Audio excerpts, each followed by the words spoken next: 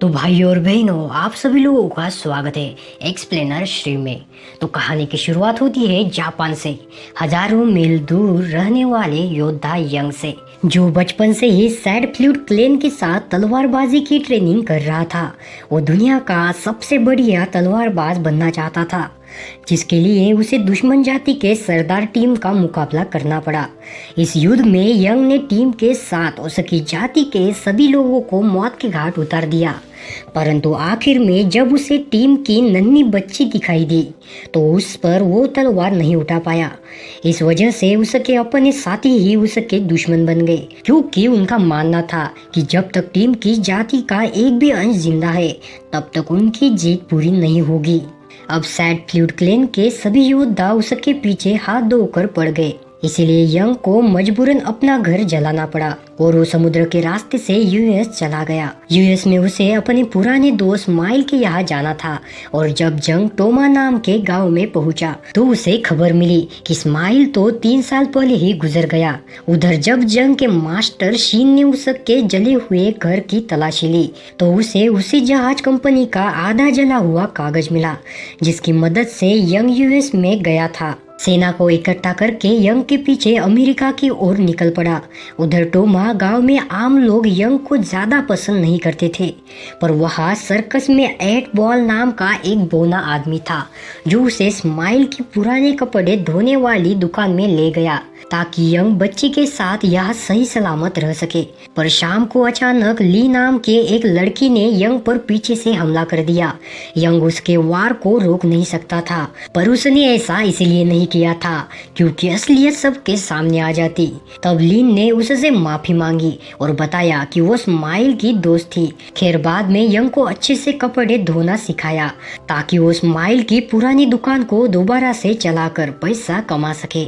उस बच्ची का अब तक कोई भी नाम नहीं रखा गया था, इसलिए उसका नाम अप्रैल रखा। अगले दिन यंग ने सालों से भरी हुई धूल को साफ करके दुकान खोली।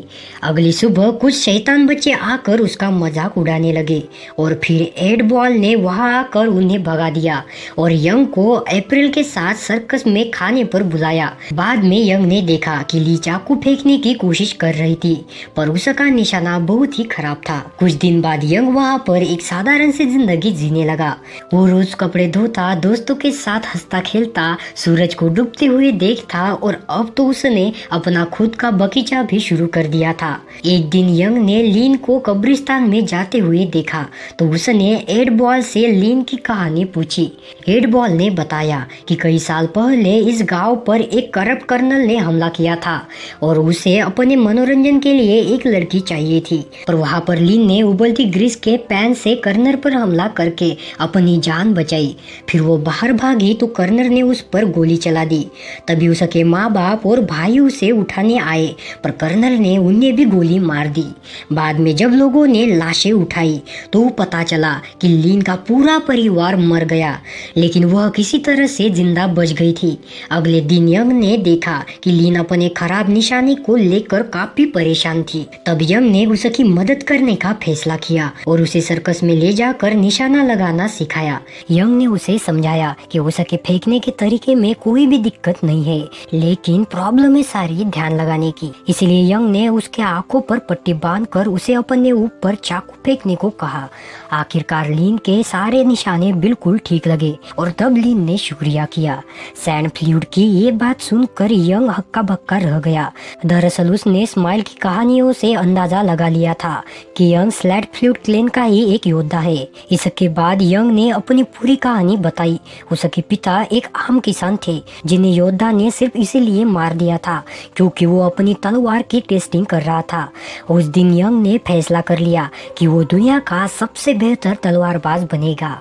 उसे उदास देखकर लीन ने उसे अपनी माँ का नेकलेस तोहफे में दिया, तो यंग ने भी उसे अपनी तलवार दिखाई जिसे उसने हमेशा के लिए सील करवा दिया था ताकि वो फिर से किसी की भी जान ना ले सके। खैर उसके पास कुछ छोटी मोटी तलवारें थी जिससे उसने लीन को ट्रेनिंग देने शुरू कर दी। सब देखकर गांव में रहने वाला शराबी रॉक काफी हैरान हुआ। उधर शीन और उसकी पूरी फौज ने एक शिप के सभी लोगों को मारकर उस शिप पर कब्जा कर लिया था। वो तेजी से अमेरिका की तरफ बढ़ रहे थे। उसके हिसाब से अमेरिका जैसे विशालकाय देश में भी वो यंग को आसानी से ढूंढ निकालेगा। जरूरत पड़ने पर जैसे ही गैंग अपनी तलवार की सील को तोड़ेगा तो उनको उसकी लोकेशन का पता चल जाएगा। इधर गैंग आराम से अपने रोजमर्रा के काम करके जिंदगी बिता रहा था। लीन की ट्रेनिंग जोरों शोरों से चल रही थी और धीरे धीरे तलवार अप्रैल भी चलाना सीख गई। जब क्रिसमस का समय आया तो सर्कस ग्रुप ने एक पार्टी रखी थी। वहाँ वो गया पर उसने डांस वांस बिल्कुल भी नहीं किया। खैर जब लेन उसके पास आई तो वो दोनों फिर से ट्रेनिंग में लग गए। आखिरकार लीन ने मौका देखकर यंग की गर्दन पर तलवार रख दी। पहली बार ऐसा हुआ कि तलवार यंग की गर्दन तक पहुंच गई थी। उसके इतना करीब आने तक वो खुद को रोक नहीं पाई और उसने उसे चूम लिया। अभी अचानक उसी करप्ट कर्नल और उसकी फौज ने एक बार फिर से गांव पर हमला कर दिया। इस बार कर्नल के चेहरे पर एक मुखौटा था क्योंकि पिछले बार लीन के वार से उसका चेहरा थोड़ा जल गया था। उसने पार्टी में जबरदस्ती घुसकर सर्कस के लोगों पर अत्याचार करने शुरू कर दिए। उसके आदमी जोकर को अपना निशाना बनाकर उसके आसपास गोलियां चलाने लगे। इसके बाद कर्नल ने जोकर के पैर में गोली मारकर कहा कि उसे आज रात के लिए एक लड़की चाहिए। गांव वाले जानते थे कि आज लीन बदला लेने की कोशिश जरूर करेगी, इसलिए उन्होंने उसे कमरे में कैद कर दिया। यंग ने उसकी सारी तलवारें भी ले ली थी ताकि वो रस्सी को काट ना सके, लेकिन लीन ने अपने जूतों के अंदर एक चाकू छिपाए रखा था और उन सब के जाने के बाद उसने खुद को आजाद कर लिया। उधर कर्नल ने एक शादीशुदा औरत को चुना तो उसका पति उसे बचाने के लिए आया, मगर कर्नल ने उन दोनों को ही गोली मार दी। तभी उनकी बेटियां रोती हुई दौड़कर आई। कर्नल ने रात के लिए उनको ही उठाकर ले गया। जब वो खाना खा रहा था तो अचानक लीन एक डांसर के भेष में वहां आई और फिर कर्नल का मनोरंजन करने लगी। उधर गांव वालों ने देखा कि लीन भाग गई है और जब यंग को इसकी खबर मिली तो उसने लीन को बचाने के लिए अपनी तलवार को फिर से खोलने का फैसला किया। जैसे ही उसने सील को तोड़ा तो तलवार खुलने की गूंज सीधा शीन के कानों पर पड़ी और वो अपनी फौज को लेकर उसी दिशा में निकल पड़ा। दूसरी ओर लीन अचानक कर्नल पर हमला करने लगी, लेकिन वो पहले ही बंदूक ताने बैठा था। असल में वो पहले ही समझ गया था कि लीन उसे मारने वहाँ आई है। तभी उसके आदमियों ने लीन को पकड़कर बिस्तर पर फेंक दिया और कर्नल कई साल पहले अपने अधूरे रह गए काम को पूरा करने के लिए आगे बढ़ा। लेकिन तभी यंग खिड़की तोड़ते हुए अंदर घुस आया और सबके होश उड़ गए। बड़ी आसानी से उन सबको मार डाला, पर जब कर्नल की ओर बढ़ा तो लीन ने उसे रोक दिया क्योंकि वो खुद उसे खत्म करना चाहती थी। मौका देखकर कर्नल लीन को ढाल बनाकर खिड़की से कूद गया और तुरंत भागकर अपने आदमियों में शामिल हो गया। लेकिन लीन ने दूर से ही चाकू फेंककर सीधा कर्नल के गले पर मारा, जिससे कर्नल वहीं पर ढेर हो गया। खैर बाद में जब लोगों ने उसका मुखौटा हटाया तो पता चला कि ये तो कर्नल के भेष में कोई और ही था। वही असली कर्नल मौका देखकर भाग गया। उधर रियान अपना सामान बांधकर अप्रैल के साथ गांव छोड़कर जाने की तैयारी में था, क्योंकि वो जानता था कि उसका मास्टर अपने योद्धाओं के साथ इस गांव पर हमला कर देगा। पर उसने कहा कि कर्नल बदला लेने के लिए दुगनी सेना लेकर आएगा, इसलिए अगर वो गांव को छोड़कर चला जाता है तो उनका भला नहीं नुकसान ही होगा। लोगों का मानना था कि सिर्फ यंग अकेला इतनी सेना से नहीं लड़ सकता। एड बॉल रॉन को सबके सामने लाया। तब खुलासा होता है कि रॉन पहले से ही काफी मशहूर डकैत हुआ करता था, पर जब वो पकड़ा गया तो एड बॉल ने उसके सारे हथियार कब्रिस्तान में दबा दिए और अब उनको वापस निकालने का समय आ गया था।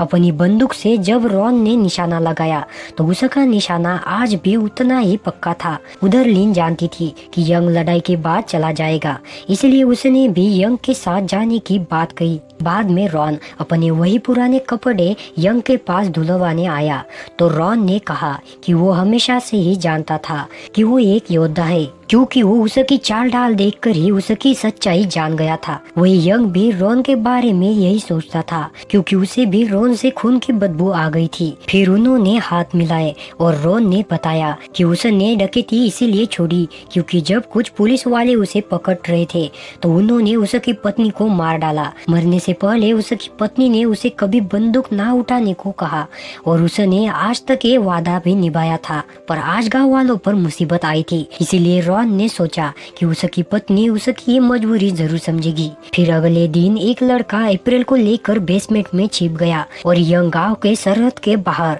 कर्नल का इंतजार करने लगा। जब कर्नल और उसकी फौज आई तो वो यंग के बगीचे को रौंदते हुए आगे बढ़े, लेकिन वहाँ पर गांव वालों ने बम छिपाए रखे थे। अचानक चारों ओर से जबरदस्त धमाके हुए और बहुत सारे दुश्मन मारे गए। इस धुएं का फायदा उठाकर यंग आगे बढ़ा और जबरदस्त तरीके से दुश्मनों को मारने लगा। अपने बचे हुए आदमियों के साथ सर्कस के करीब पहुंचा और वहां भी लोगों ने आसपास धमाके करके दुश्मनों को मार डाला। वही रॉन जॉइंट व्हील के बिल्कुल ऊपर से गोलीबारी करने लगा और जब दुश्मन उस तक पहुंचने के लिए झूलों पर चढ़ने लगे तो सर्कस में काम करने वाले लोगों ने पीछे से उन पर खूब गोलियां बरसाई। उधर यंग भी छिपते छिपाते दुश्मनों को एक एक करके खत्म कर रहा था। जब दुश्मन ज्यादा करीब आ गए तो रॉन तार के जरिए बाहर आ गया और फिर उन्होंने झूले को ही बम से उड़ा दिया, जिससे कर्नल के बहुत सारे सैनिक मारे गए। इसके बाद सभी गांव वाले बाहर आ गए क्योंकि उन्हें लगा कि वो जीत चुके हैं और कर्नल और उसके कुछ आदमी अभी भी जिंदा थे। अचानक उन्होंने कई सर्कस वालों पर हमला कर दिया और जब कर्नल के आदमी बाकियों को घेरने वाले थे तो एकदम से वहाँ सैड फ्लूट प्लान के योद्धा भी आ गए। इसी के साथ वहाँ बंदूक और तलवारबाज योद्धाओं के बीच जंग छिड़ गई। तब यंग ने अप्रैल के साथ भाग जाने को कहा और खुद जंग में लड़ने चला गया। वही यंग ने भी धुआंधार तरीके से दोनों तरफ से दुश्मनों का मुकाबला करना शुरू किया, जिसके बाद वो लिन और अप्रैल की रक्षा करने के लिए दौड़ा क्योंकि कर्नल उनके ऊपर हमला जरूर करेगा। लेकिन जब लिन फंस गई तो उसने एड बॉल की गोद में अप्रैल को रखा और खुद यंग के साथ दुश्मनों से लड़ने गई। सबको मारने के बाद वो एड बॉल के पास पहुंचे, लेकिन कर्नल पहले उसे मारकर अप्रैल को अगवा करके ले गया था। सबको मारने के बाद वो एड बॉल के पास पहुंचे, लेकिन पहले ही उसे मारकर अप्रैल को अगवा करके ले गया था। अब कर्नल अप्रैल के साथ एक होटल में छिपा हुआ था और बाहर उसके आदमी पहरा दे रहे थे। तभी सैड फ्लूट प्लान के योद्धाओं ने अप्रैल तक पहुंचने की कोशिश की, मगर वो सभी अपनी जान से हाथ धो बैठे। पर जल्द ही यंग वहां आया और कुछ ही पलों में सभी बॉडीगार्ड्स को खत्म करके अंदर घुस गया। फिर उसने अपनी तलवार से ऐसा जबरदस्त वार किया कि कर्नल की बंदूक कई हिस्सों में टूट गई और साथ ही अप्रैल यंग के हाथों में आ गई। पर यंग ने कर्नल को मारा नहीं क्योंकि लेन उसे अपने हाथों से मारना चाहती थी। इसके बाद लिन और कर्नल के बीच में एक रोमांचक लड़ाई छिड़ गई, लेकिन आखिर में लिन ने अपने जोरदार वार से कर्नल के चितड़े उड़ा दिए। आखिरकार यंग का सामना अपने गुरु शीन से हुआ, जो अप्रैल के खून का प्यासा था। शीन को पूरा यकीन था कि यंग अपने मास्टर को तो नहीं मार पाएगा क्योंकि वो हमेशा से कमजोर दिल का रहा है। बचपन में जब उसे एक मासूम पिल्ले को मारने को कहा गया था तो उसने तब भी अपना हथियार नहीं उठाया था, लेकिन यंग अपनों के लिए कुछ भी कर सकता था, इसलिए वो अप्रैल की जान बचाने के लिए शीन को मारने से भी नहीं कतराया। आखिरकार उसने शीन को खत्म कर दिया। वो समझ गया था कि अगर अप्रैल और लिन उसके साथ रहेंगे तो उनकी जान भी खतरे में रहेगी। वो उन्हें एक अच्छी जिंदगी देने के लिए उनको छोड़कर वहाँ से चला गया। तो ये मूवी यहीं पर एंड होती है। तो आपको ये मूवी कैसी लगी नीचे कमेंट में जरूर बताना। सो मिलते हैं जल्दी नेक्स्ट वीडियो में।